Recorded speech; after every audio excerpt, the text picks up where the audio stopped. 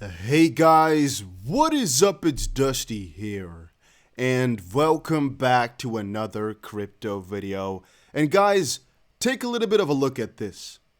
The fear and greed index right now is at 70 freaking 6. I know yesterday it was at 78, so a little bit higher, but things are looking good again for the crypto space, guys. And even though the prices might be down a little bit today, XRP is down a little bit today, I don't really mind, guys. I am still extremely bullish, extremely bullish and excited about the near future. And I'm still glad that I just kept on buying these dips. And even right now, I'm still thinking if we should just go and buy in heavily here because of this symmetrical triangle. It might be a crazy bet, might be really stupid, but what if it's a good idea, right? Look at that, guys. XRP coming into a really interesting spot right now. We're at a predicament. We really are. But we have a ton of stuff to talk about. Why Bitcoin's market right now is more bullish than otherwise. Well, long story short, institutions are getting in heavily. And one discussion I had before was people telling me, Dusty, well, to be honest with you, institutions are joining and we know, but there's not really any big institutions buying a lot of it because there's not really that many institutions which have over, let's say, 100,000 Bitcoin.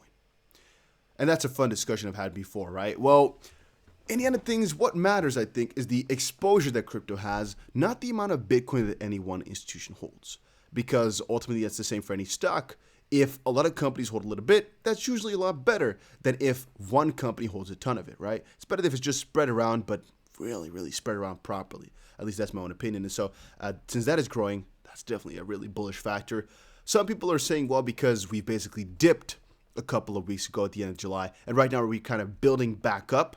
And so since we're building back up right now, people are kind of starting to get back bullish in it. And since we already had a bullish narrative from the couple of months prior, right now people didn't really consider this move to, let's say from about May to July as a bear market, but as a kind of fall down on a monthly perspective. Of course, it didn't really look like too much. So people are seeing that as just an intermediary period of bull market.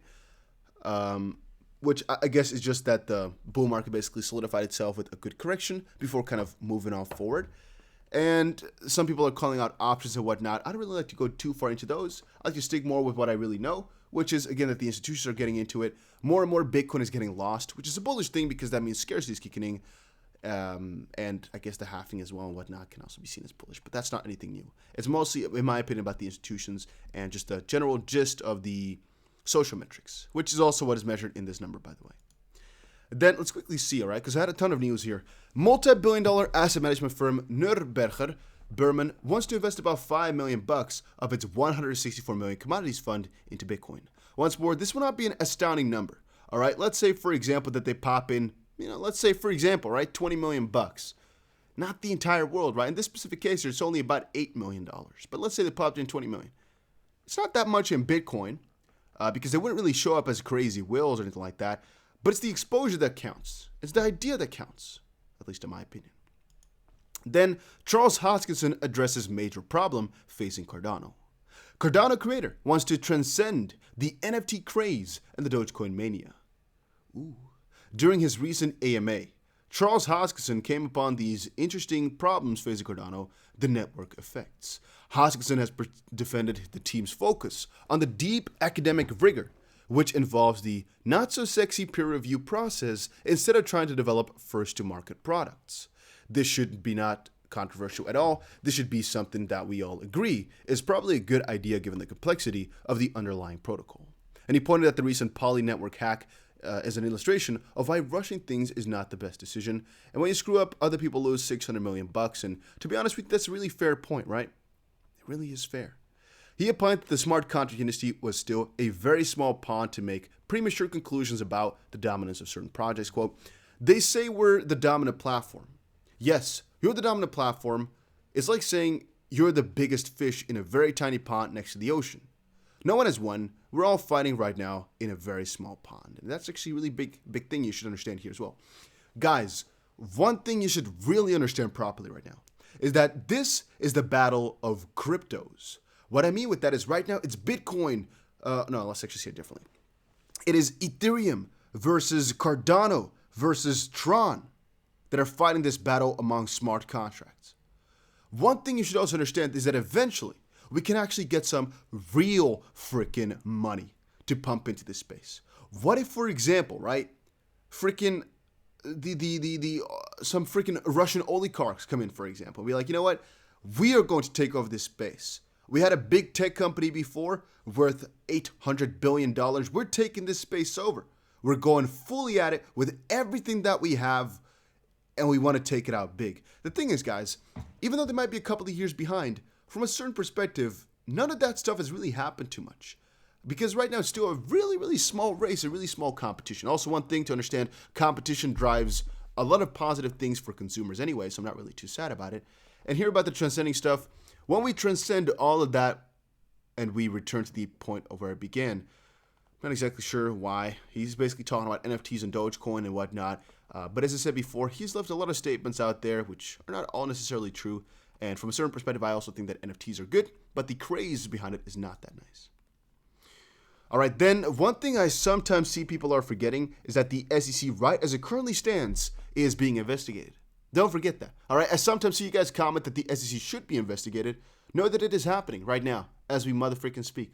The SEC is being looked at because of some conflict of interest, and I'm not exactly sure if this was because of all our complaints or because they just smelled something in there. Just they noticed, yeah, something smells really like a lot of doo-doo right here on my desk. I need to kind of figure out who exactly put it right there. I'm not sure, but it is happening at least, so I'm kind of happy about that one. Then Crypto Bull, he sometimes makes me cringe. I definitely think he's an interesting individual. Specifically, a lot of the tweets that he puts up are kind of funny, kind of nice. But this type of stuff is yeah. So from a certain perspective, I think this is really valid, right? Because we also put up the same symmetrical triangle. However, he put it up on a 4-hour and we put it on a 1 hour. But it's the exact same thing. Now, the reason I'm saying is because we, as I've expressed before, don't know if it's going to be a bullish or a bearish breakout. So whenever you claim like, oh, it's not going to be long before a rocket, you're basically giving people the wrong info since we don't know where it's going to go, right? I think you guys all agree with me on that one. We don't know. Then Jeremy Hogan came in to say, of all tyrannies, a tyranny sincerely exercised for the good of the victims is the most oppressive. And by the way, guys, let me know in the comment section down below if you think that there's a conflict of interest within the SEC, right? I mean, have they done stuff immorally for money, for example, or for some reason which nobody besides them will be able to understand? Or do you think they just acted fairly out of their own position? Do you think they had another incentive to do this stuff? I'm still not figuring it out. I still haven't figured it out yet because it's impossible to figure out, but I find it so fishy, guys. I find it so strange. Let's continue, though. Of all tyrannies, a tyranny sincerely exercised for the good of the victims is the most oppressive. The robber baron's cruelty may sometimes sleep, but those who torment us for our own good will torment us without end, for they do so with the approval of their own conscience. And then a picture of the SEC. Just wanted to kind of put that one in there. All right, and then John Deaton here. Oh, let me actually grab my phone here so I can actually let you guys listen to it once more. It is about Brian Brooks. Let me open it up here. I already put it. Sometimes I'm stupid, guys. I put these things up so you guys can see them instantly, but then I sometimes forget. Let's quickly go up to the start. Turn the sound off right there. Turn like that. There's a difference between. Oh, wait. Let me make sure the sound is all the way on. Most important issue about XRP, and that is there is a difference, okay? There's a difference between the way in which an asset is distributed and the nature of the asset at a given moment in time. And I think the issue in Ripple that gets lost in all of the discussion is whatever happened in the original distribution of XRP tokens, 10 years ago, and whether that was or wasn't an unregistered securities offering, that's what the courts will decide. That's a different question from whether XRP today is a security. And the SEC itself has said that assets can change their nature over time as they achieve utility and as they achieve decentralization. So if I had to make a prediction, I'll just make a quick prediction, and that is that there is a settlement to be done here somewhere, and the settlement has to do with the distribution of the tokens so that existing token holders can continue to trade them and find value in them the way that most important issue about XRP. So, conclusion, Brian Brooks more so leans towards the fact that Ripple has, let's say 55 billion XP. Those might get some sanctions. And that's actually one point which we haven't really brought up too many times anymore recently. We don't really talk too much about the escrow anymore because it really didn't look to be too relevant. But to be honest with you, I do think it's going to be a bigger piece of the puzzle later on, depending on what hook the SEC wants to throw at Ripple. But as it currently stands, it is indeed odd. The fact that Ethereum, for example, did a sale at the start, yet right now is not considered a security. And XRP gave out their XP at the start with no sale, yet it's considered a security right now. I mean, and there's a couple of options which the SEC could go for. They can pick and choose whatever they want to do.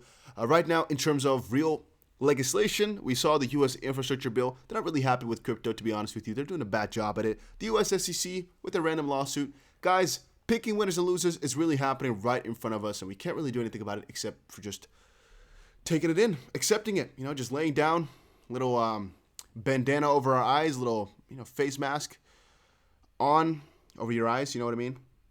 Lay down and just take it all, take it deep, right? Because that's all we can do right now. What else can we do? Can we fight? No. We have John Dean with the motion to intervene. It's the best thing we have right now. What else can we do? Yeah, nothing. Complain. Go to the SEC building and put up some signs or something like that. What else can we do, guys? I really, really don't know. Somebody even said in the comment section, if I ever launched a sticker, he'd paste it on the SEC wall. Would I actually get in trouble for that one? Don't even know if I would. That'd be interesting. I don't think anybody should do that. Just making sure you guys understand. But it's an interesting thought as well. Would they get angry? What do they know I exist? I mean, they look at YouTube videos about the Ripple v SEC lawsuit. You think they watch my content? You think they're watching every single piece to see if I say something and they're going to catch me too? What's going to happen, guys? So, I mean,